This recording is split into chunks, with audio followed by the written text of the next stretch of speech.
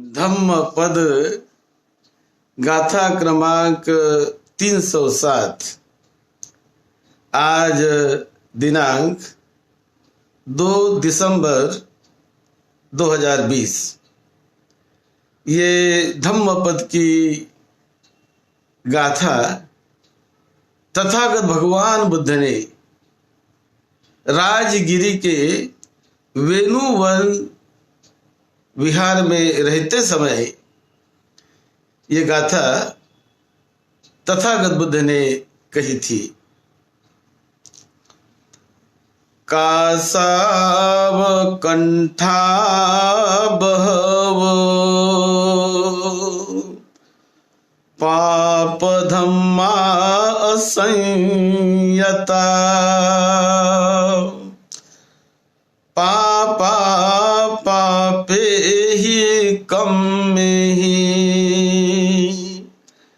निरयं ते उपपज्जति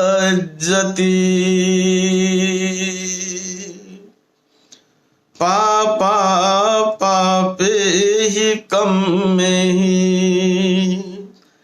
निरयं ते उपपज्जति।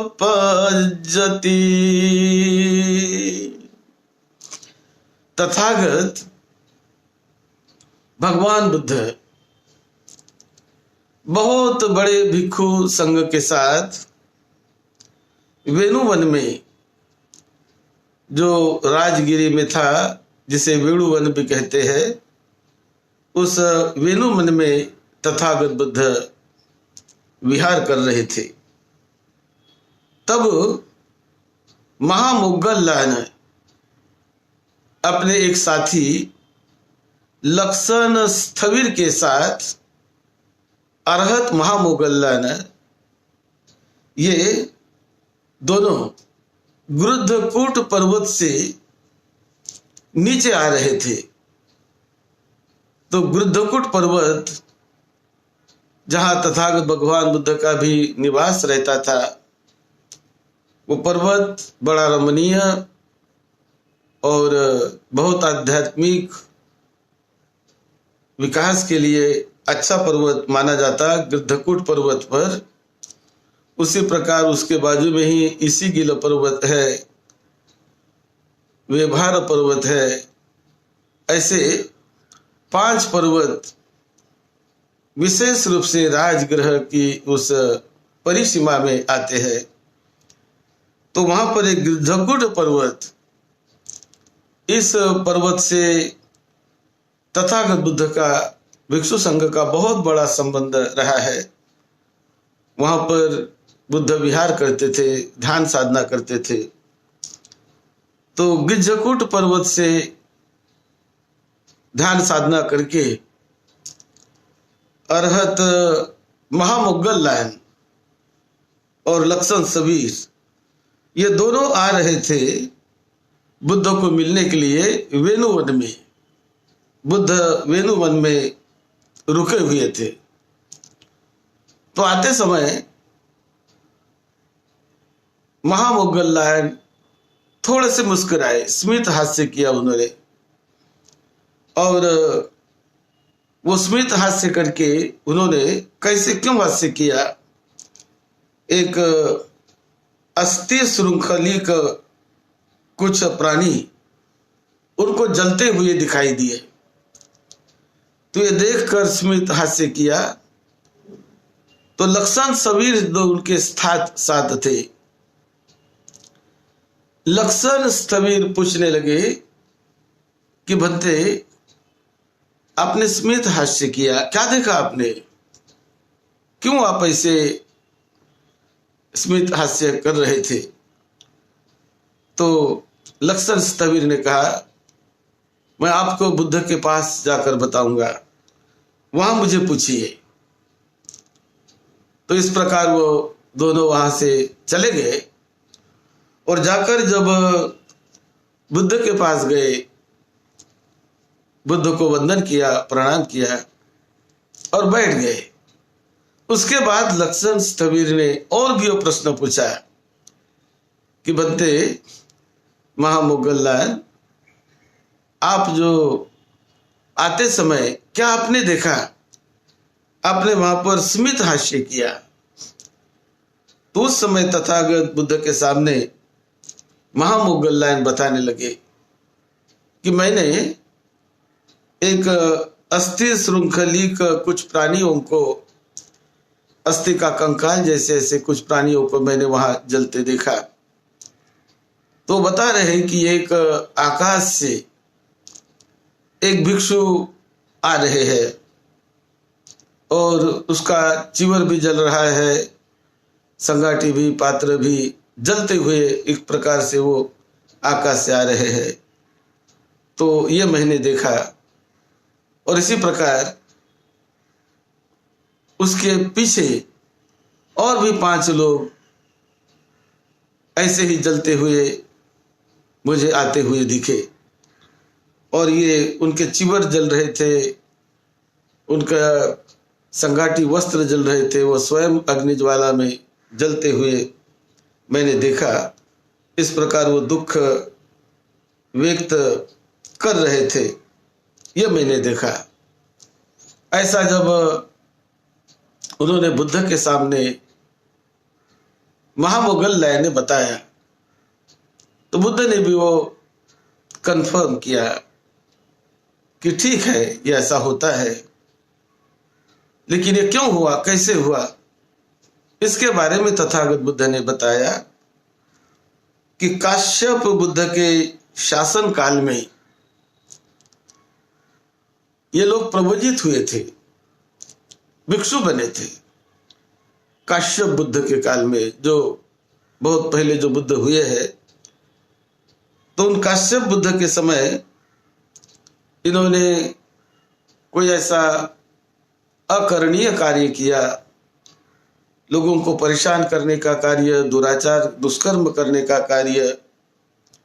ऐसे उस पाप कार्य की वजह से वो दुर्गति में पड़े थे, लंबे समय तक दुर्गति में भी पड़े रहे।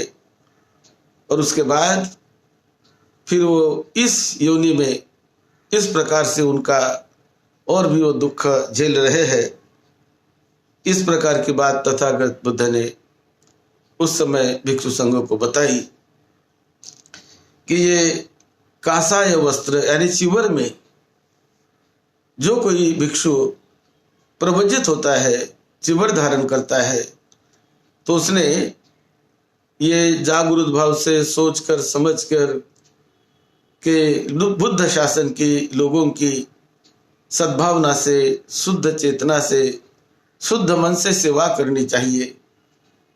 वो कोई अकरणीय कार्य नहीं करने हैं, कोई दुराचार नहीं करने, किसी को परेशान नहीं करना है, किसी को दुख हो, परेशानी हो, ऐसा काम जो वर्ज्य है वो काम भिक्षुओं ने नहीं करना है।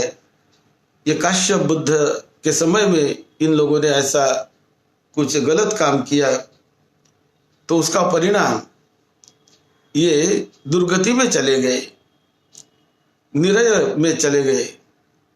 और उसके बाद वो और भी इस समय इस प्रकार का वो दंड भोग रहे हैं, क्योंकि ये जो दंड, ये जो दुख मिलता है, दंड मिलता है, वो किसी दूसरे की वजह से नहीं, अपने किए हुए पाप कर्म की वजह से, अपने किए हुए अकुशल बुरे कार्यों से ही व्यक्ति को ये दंड मिलता है। उसके कर्म से ही उन्हें इस प्रकार का दुख झेलना पड़ता है। ये बात तथागत बुद्ध ने बताई।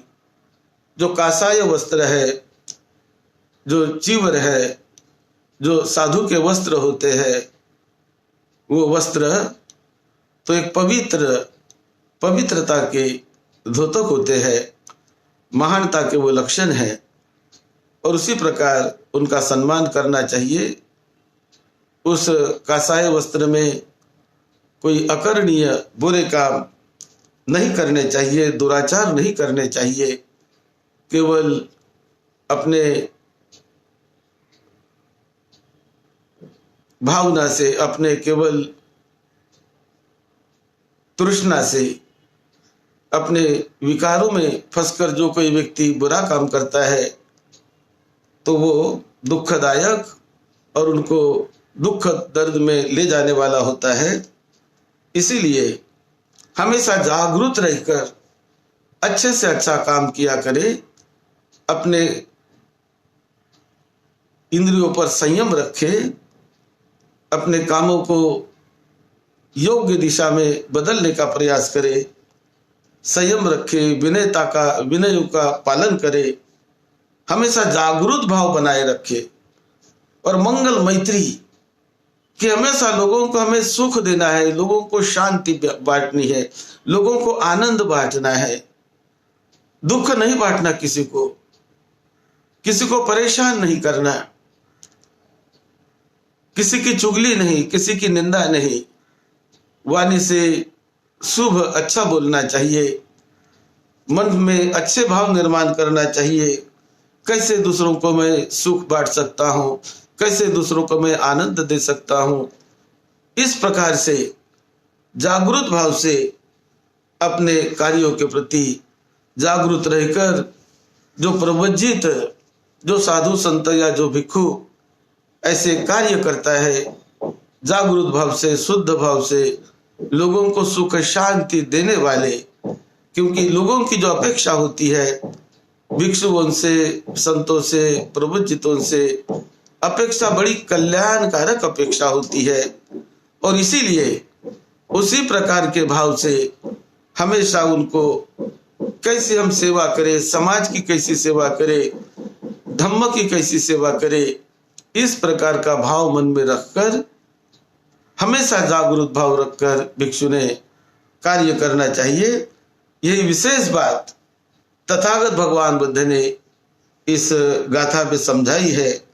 नहीं तो कासाय वस्त्र एक गले में डाले गए अपने को ही दुख देने वाले एक बंधन के समान हो जाता है कि वस्त्र तो गले में डाल दिया, वस्त्र तो कासाय वस्त्र पहन लिया, लेकिन यदि दुष्कर्म करते हैं, कोई विनय के अनुसार नहीं चलते, तो वो दुखदायक अपने को ही दुखमय रास्ते पर ले जाते हैं।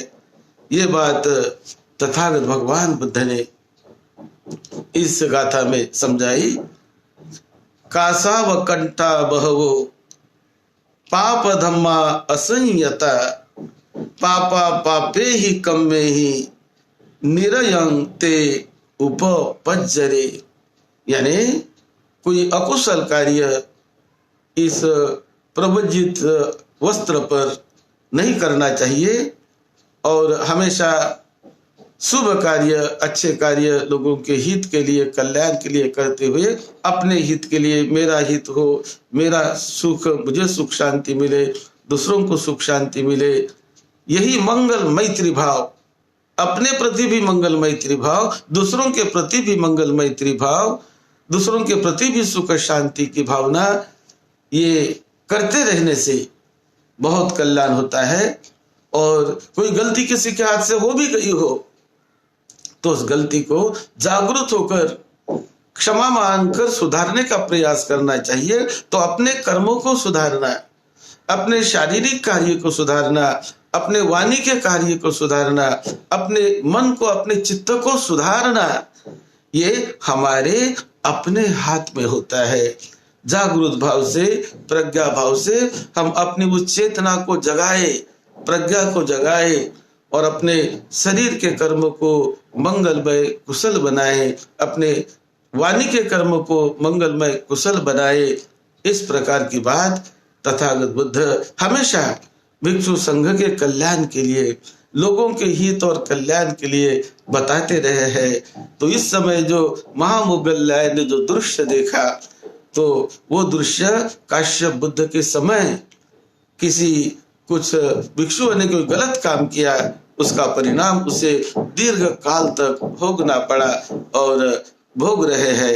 इस प्रकार की बात तथागत बुद्ध ने बताई और भिक्षुओं को बताया कि मंगल कामों में, मंगल मैत्री में लगे रहकर, अपने आप के प्रति जागरूक रहकर अपना कल्याण साधे, औरों का कल्याण साधे, इसी में सबका मंगल है, सबका मंगल है। आप सभी को निरोगत्व मिले, आप सभी को लंबी उम्र मिले, आप सबको सुख शांति मिले। आपकी मंगल कामना आपके लिए करते हुए सद्धम्म की सेवा में, आपकी सेवा में डॉक्टर वदंत राहुल बोधी महाथेरो। आप सबका सबका मंगल हो।